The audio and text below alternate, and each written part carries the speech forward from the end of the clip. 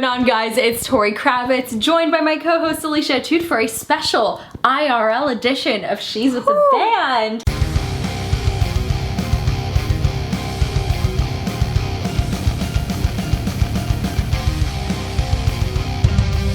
This is crazy. This is the first one we've ever done like this. We are not only in the same country, but the same room. This feels insane. I feel like I'm in a weird simulation. Like, you should be in my laptop screen, and I'm just like, whoa, it's HD. What? This is bizarre. But I've been staying with you for a couple of days now here in Orlando, and we are having so much fun. Yeah, it's been like all the TikToks and reels and things that we've ever wanted to do. We've been able to do them. There's been a lot of cool brainstorming of the future of the podcast and just good quality time. Yeah, you know, like, just getting to hang out. Brainstorms, breakdowns, good food. We've had the tunes pumping throughout the last few days nonstop, and I mean, like, Tori mentioned a bunch of content coming up, and we really did go all out on these reels. I've never pushed myself to this point before, folks, okay? Yeah. It was so much fun. Yeah, it was a really, really good time, and like just listening to so much music that we both love and just discovering even more that we have in common, and it's just like perfect person to have a podcast with. Look, I can hug her! It's amazing. Oh, that's your face. That doesn't happen, I presume. I can slap her in the face by accident. We're leaving all of this in. It's great. But I feel like it's just been so much fun being able to like sit down after a crazy day of work and just watch a documentary or a comedy special and like not just have to call her while I'm watching it at home. Yeah, or voice memo each other and all of that. We're intense voice memoers, by the way. We are. Like, are you guys team voice memo or not? Because I know with us, we voice memo more than text. But we're also talkers. That's why we do this for a living. Yeah. So. Did you guys realize we're talkers yet? Just asking. I know, man. But yeah, so with all this content that's coming up, if you aren't following us on @Tori and Alicia on Instagram and Twitter, that is where all the fun stuff is going. So just keep up with us. We want to chat with you all. Send us messages, leave us comments. We're here to make new friends, and that's what this podcast has been so far, just making tons of new friends. Yeah, I think that's been the wildest part. Not only are we making friends within music, because just Knotfest in itself, like the guys on our panels and on our shows, like we have such a tight community, but then outside of just that Knotfest core, like the people that we've had on the show in itself, it's wild seeing some of the names. We can't announce all of them yet, but like, oh my gosh, so-and-so followed us, or they followed Tori and Alicia and this and that, and that has been so cool to see. Just like mutual respect all around. And I think it's been different from any interviews I've done before. I'm not going to speak for you, but like the fact that it's been a little more chilled out, more conversational, we're being so ourselves, and there are moments of some real vulnerability in our interviews, and I think that that has brought us closer to the people that we talk to, which is the reason why they're following us or messaging us after saying thank you, and I feel like we're actually building relationships with each person that we bring onto the podcast, and that to me is just priceless. So has there been anyone for you that you feel like you've really connected with the most, that you were just like, this really hits home? Man, there's so many names I want to say, but we just can't yet. But I mean, in terms of the ones that we have aired, definitely Clem from Visions of Atlantis. She was just so sweet, so down to earth. We of course were able to talk about everything we loved when it came to like our crystals and manifesting and all of our fun stuff like that, and really just the universe and putting out good energy and vibes there. And then with her, like one of my great takeaways really is she started talking about creativity and how she loves to paint, and how when she started she was horrible. And I am a Bob Ross addict, okay? Like the amount of times I'll text her and she's like, what are you doing? And I'm like, oh, just editing and watching Bobby. Yeah. I love him. And so I actually started buying some painting equipment. I think equipment's the word. We'll use it, some painting stuff, and I'm gonna put it to the test, and that's all because of Clem and her kind of way of saying this creativity, unleash it, and if it starts off horrific, just keep going. Practice, you know, will eventually get you there, and so I'm gonna start doing that. How about you? You know what, I will say Clem as well, because the same thing where she was talking about creativity, and like I just felt so inspired by her story that I ended up picking up my guitar for the first time in a very long time. TBD on whether or not it sticks. But I did pick it up, and I did learn a few songs. I learned Running Up That Hill, which was very cool. Running up that hill. Exactly. So we're starting a band. I'm playing guitar and you're singing. Sick. Oh my gosh, we have the funniest thing that happened from one of our reels that we were filming, coming your way. Oh jeez. We were Zombies was in it, right? Yeah. And for me, like, really love the tracks. I think they're great, but when it comes to like the vocals for me, I think everyone just realizes how unique of a voice that is. Yeah. So we were just running around the house all day yesterday just like, zombie. Anyways, it's been fun. Yeah, I mean, it's just, there have been a lot of interviews that have sparked something in me where I feel so inspired. Like, another one for me was Alex Reed from Make Them Suffer. I mean, I knew she was a bit of a beast in the gym, but I didn't really realize until I followed her on Instagram afterwards. We were chatting a little bit, but like, I ended up back in CrossFit because of that interview. Yeah. Well, mostly because I told her I would do an obstacle course race with her, and I realized I wasn't really equipped anymore. So I was like, well, just in case she ever comes to Florida. We're in the interview and they're talking it up, and I'm like, I'm staying out of this. Like, I'm not your CrossFit girl, right? I'm just getting into fitness. And seeing Alex so into it definitely did inspire me to go even harder on that journey. But man, like hearing you two chop it up about, yeah, next time we're in Orlando, let's do it. And knowing you so well, that you had like this slight hint in your mind where you're like, next time. But now I'm in CrossFit, so mark my words, Alex, if you are watching this for some reason, I will be ready when you return to Florida.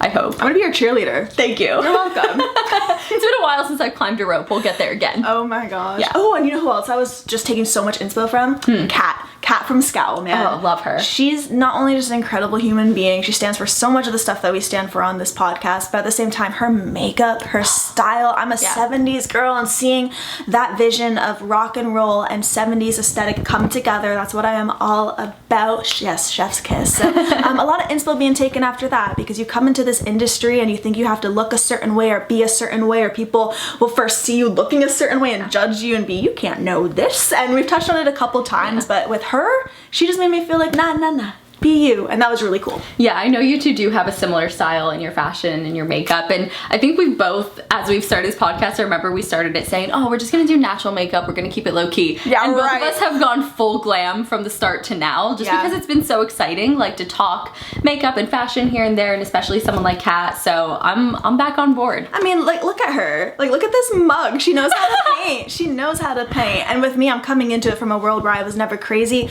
into makeup, and I had to go from being a super tomboy to like, all right, we're in this, try your best, girl, hang in there. So seeing her every day too has really made me amp it up, and that's been fun. Thanks, dude. Appreciate it. I'm just Bob Rossin, but on my face instead.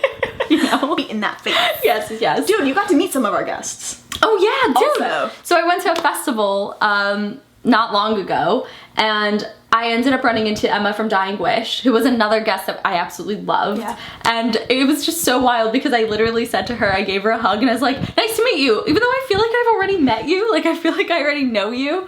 It was our first time meeting each other in person, and another just new friend that we have where I'm like, anytime she's in Florida, like let me know. Vegan gals taking over the world.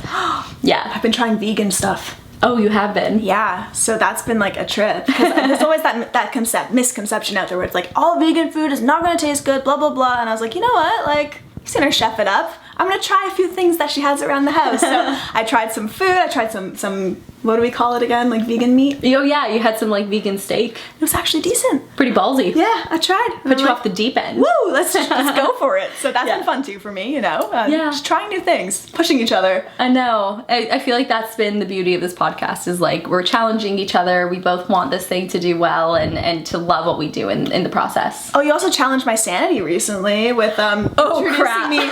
No, that wasn't a dig. I loved it. Let's go. You introduced me to the Puddle of Mud cover of Nirvana's About a Girl. That was something. Yeah, so I don't know if you all know that viral cover. If you haven't, please, I beg of you, look it up on YouTube. Not right now because you're watching this, but obviously, like, you know, when you're done watching this, go find that. Because I think I made her ears bleed, but we both have it stuck in our head still. I can't stop hearing it, and it just feels like this disjointed like piece of glass being shoved into my ear, and I'm like, I need an icon. And for the record, I do think Puddle of Mud's Control is one of the greatest songs ever. They have some great songs, but that live cover, man. It wasn't their moment. It wasn't it. But this is what friendship is all about. You know, if I have to suffer through it, so does Alicia. Thanks. So, I love that. That's a thing. It's glorious. It is. And I mean, speaking of learning more about each other, what makes each other tick, I know you kind of came into this wanting to do a little like friend quiz. Yeah. So do tell. So what I'd love to do is just ask like some more basic questions where we can really get to know some of our successes, some things we're like kind of embarrassed about. So yeah, let's see where this goes. All right. Well, are you ready? I am. I mean, you facilitated this. I just got swindled into it somehow, so I'll let you lead the way. So let's start off. I mentioned embarrassment, which, you know, we've experienced a lot. Let's be real. That's life, guys. And if you don't embrace it, then start to, because it's kind of fun. And if you tell me you're never embarrassed, you're a liar. You are a liar. Most embarrassing moment. This can be in life, in music, whatever. Dude, so, I mean, I feel like this is relevant because it's, like, related to this podcast. You know about it already because you had to witness the chaos. Oh, I know where this is going. This is good. Yeah. So when we did the interview with the lovely Alex Reid to Make Them Suffer, we had to be up at 7 in the morning because she's in Australia. Yeah. It was a rough time, guys. It was a 7 a.m. interview. Alicia and I had been talking about it all week because we were kind of like, oh crap, we have an interview so early in the morning, da da da. And basically, I woke up for the interview to looking at my phone, and it was 7:04 a.m. to a text from Alicia. She's so kind, she's so patient, and she just goes, dude, are you good? Are you okay? I was like, are you all right? And I went, oh shit. Yeah. Like, oh shit. Holy balls. Yeah. Someone slept through. Or no, the alarm didn't go off. It didn't go off. That was the problem. So what happened was I set my alarm for 6 p.m. instead of a.m. I will never make that mistake again in my life. Mark my words. And you know why? Because she changed her format to a 24-hour format now. I did. After that interview, I changed my clock to a 24-hour clock, and I've learned what 18 o'clock means. Yeah. And we're good now. Yeah. But 7:04, and I text Alicia going, be there in 5 minutes, so sorry. Because I didn't even want you to know that at that point. I was like, let her think I'm running late. And at this point, Alex was lovely. She came in like 10 minutes before 7 o'clock. So her and I were just chopping it up, talking about life. And she was so chill. I told her like, don't worry, Tori's coming. We got this. Yeah. And then when 7 rolls around, that's when I sent the text to you. And her and I are still just like shooting the shit behind the scenes. Because here's the thing, I always roll up to interviews 5 minutes early, always. At least. Dude, I'm always 10. early. Yeah. Like, she's efficient. I knew something was going on, you know? I was running late. So I say I'll be there in 5 minutes. I threw eyeliner, concealer, earrings. Luckily, I had my camera set up already on my table, and I just opened my laptop. By 7:08, I was in the meeting. Yeah. And just did the interview. And then I told her afterwards what actually happened. It was actually amazing. Kudos to her, man, because we woke up, we were exhausted, puffy face. Like we really we're committed, we're doing this. It's an incredible guest. Like anytime, let's go. Yeah. But it was a rough morning. It was a challenge. I was very flustered, so I told Alicia, I was like, you gotta start this interview, and over the next 2 minutes that you knock this thing out, I will be awake. And you were. Yeah. And it was a fantastic chat. It's crazy. But if you do look at that interview closely, you can definitely tell what's going on there. You can definitely tell it's filmed at 7 a.m. our time at least, because yeah, man, I never really realized how until you really like roll out of bed and you have some food and water and you're good. Like I don't know what happened. My face was actually puffy. Yeah. I never knew that was a thing. Same, I never knew. Like I knew, oh, your face is puffy when you wake up, but then I saw it on camera and went, ah, so that's what they mean. Yeah, man. So that was awesome. But what about you? Embarrassing moments? Well, I know in our intro episode I mentioned how I once interviewed like 2 sisters in a band, and I called one by the wrong name. So that is by far my most embarrassing moment. But I'm gonna take you outside of our work actually, because your story is amazing. But there was a time where I went to Mexico with my family growing up, and I won an award for like making them a rocker or something, you know, like how they do little things for kids at these resorts. And I walk on stage, it's in like this mini amphitheater, and there's a set of stairs to go up, and I trip on the stairs in front of like 200 parents, and all I hear are my parents laughing.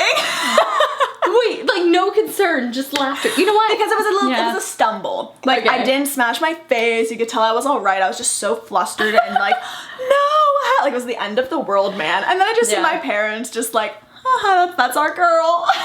And I'm like 6 or 7. Oh, bless them. Good times. So for me, like that was one of my things that I'll never forget, because it was a lot. It was really scary for me. I'm like, no, my world. Meanwhile, no one else cares. I mean, when you were a kid, you do think that way. Yeah. So. I mean, don't get me wrong. There have been a lot of embarrassing moments as an adult, but like, I feel like we're really lucky when it comes to our interviews, you know? Yeah. We've done the whole thing where we'll start the camera and then we're actually not recording. That's happened, or we'll film and like there's no audio for the whole thing. Yeah. What the heck, technology? Been there. But you learn, you grow, you triple check that little red dot that we're looking at right now, and staring at it. Rock and roll. Absolutely. Okay. What else? Which musician would you like as your BFF? Ooh.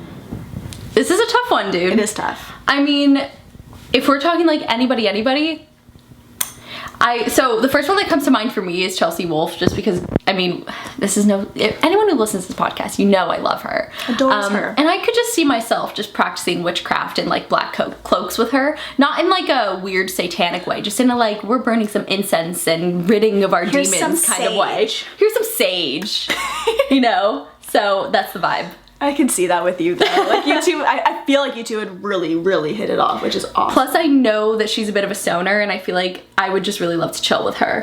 I think she would just be a chiller. And I'm a chiller. Mellow. So. We're both chillers, man. Yeah.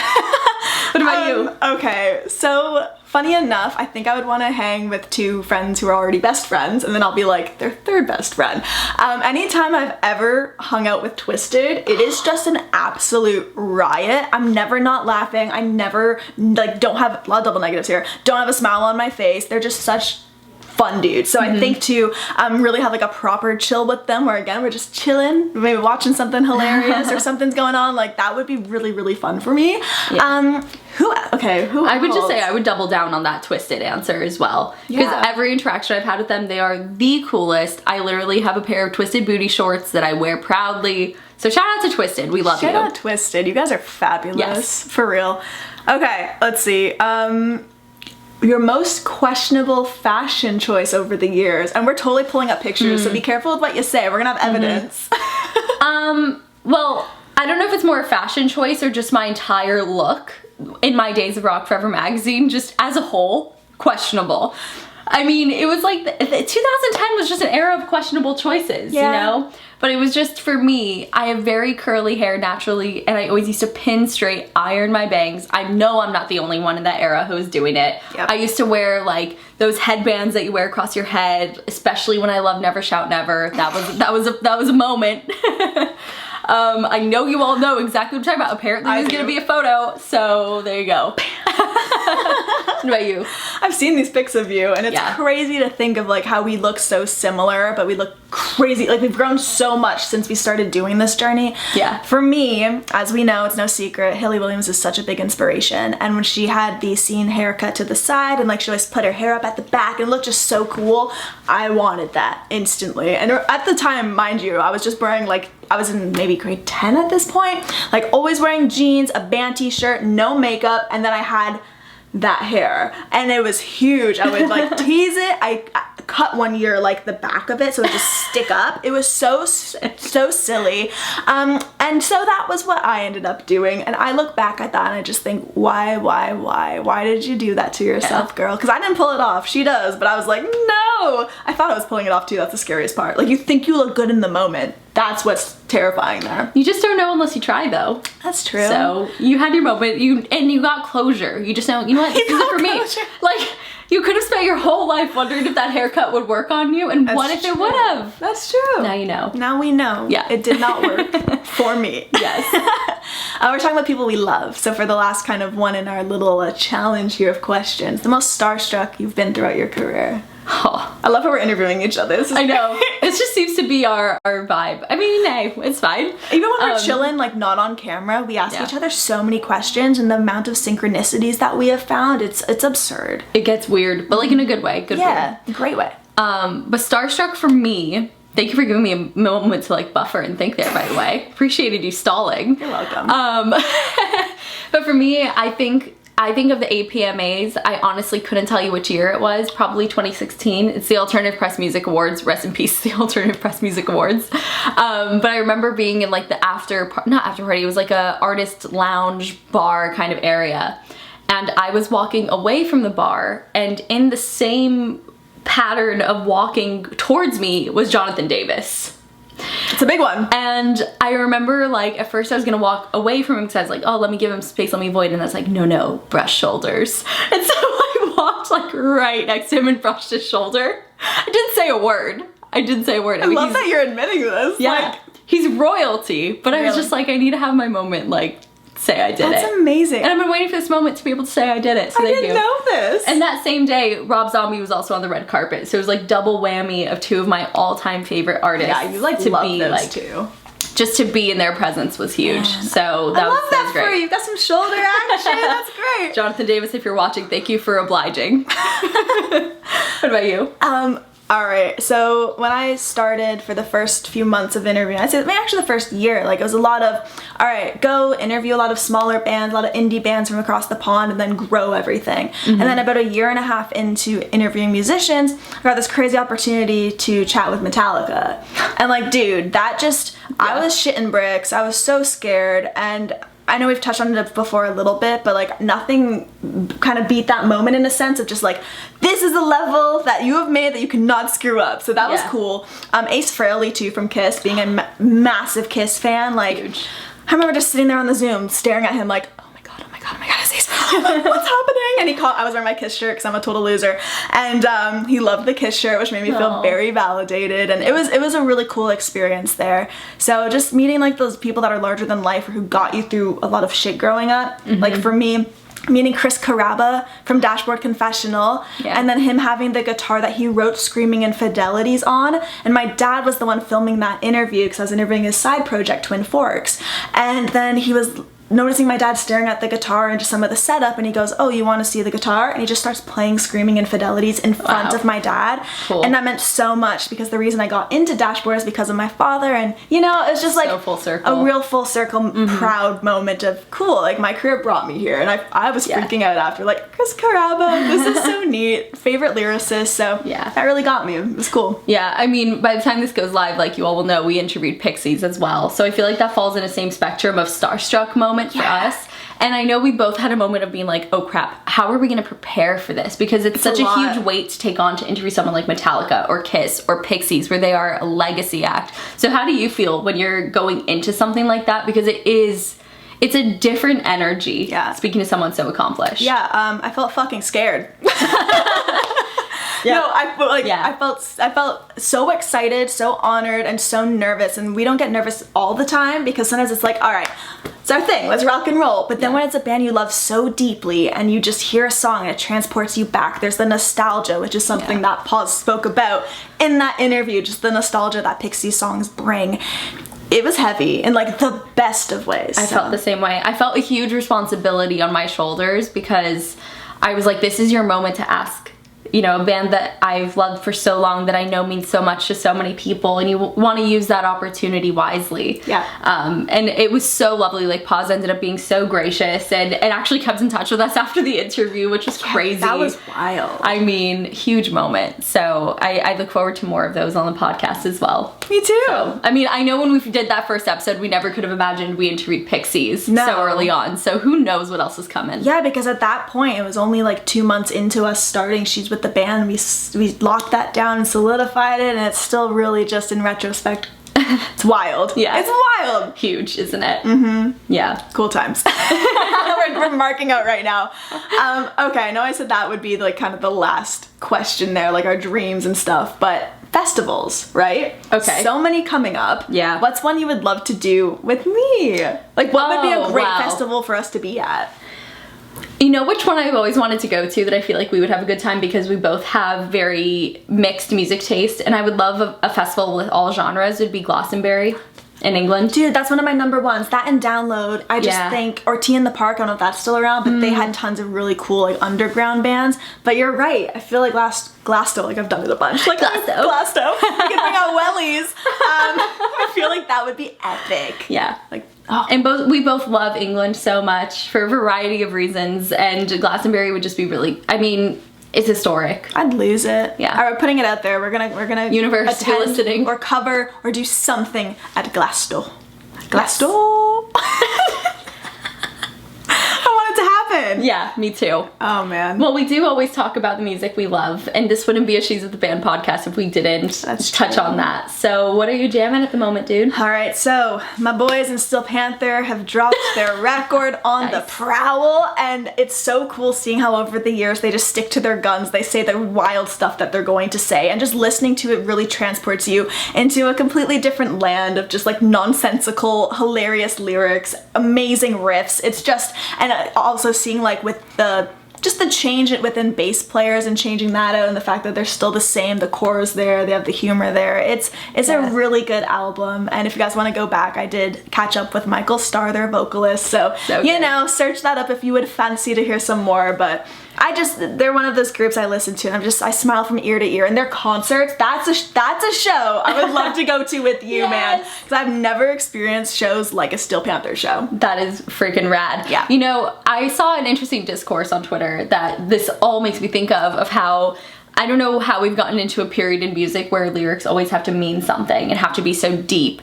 And sometimes there's room for shenanigans and laughter, and it can be about partying or, you know, girls or whatever, and it can be fun, and that's okay. Like, we both were talking literally earlier today how much we love the Struts. Yes. So it's sort of a similar realm of like a show I'd love to go to with you. Oh my gosh, we would just sing our hearts out, wouldn't we? Yeah. And That'd look, be cool. I love lyrics that mean something. I think it's hugely important. We're really deep with that stuff, we are. Yeah, and music is such a perfect platform to get your message heard in a way that people actually want to listen, so do it up. But I do also sometimes want a little break from that. Steel Panther's great, the Struts are great for that, all of those hair metal fun bands, we need those too, so great pick.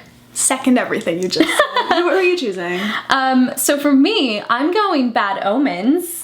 Cool. I know that they have been hot shots in the metalcore world at the moment, which has been really cool to see. Like, I remember doing Warped Tour with them when they were still very, very tiny, like just starting out. I mean, no one really knows this, but I even interviewed Noah when he was a YouTuber. Gosh, I don't even know when this was. Wow. It must have been like probably 2012, 2013. He was at like a YouTuber convention with some other guys I know, and that interview I don't think it got posted. Really? Yeah. Dude. But I met Noah way before Bad Omens, and so to see just like what's happened with them now is freaking massive. So Death of Peace of Mind is the album that I would highly suggest listening to. Cool. Every song. The title track is sick though.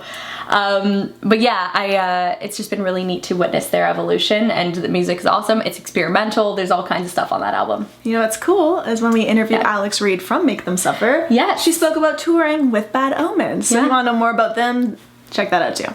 Yeah, apparently we really love Alex today. I mean, every day, but she's getting all the shout outs right now, which I love. I mean, why not? Why wouldn't we? That's kind of the whole point of this thing, is just to spotlight whoever we're inspired by in the moment, and she just happens to be one of them today. Yeah, absolutely. But I think this is also a good moment to say, like, if there's anyone you all are inspired by in the moment, if there's anyone where you think they are just an exemplary person in music, whether they're, you know, female, transgender, anyone who identifies as female that you think belongs on this podcast, please leave us a comment. They could be musicians, they could be someone working in the industry. You all know we want to spotlight everyone. So leave us a comment.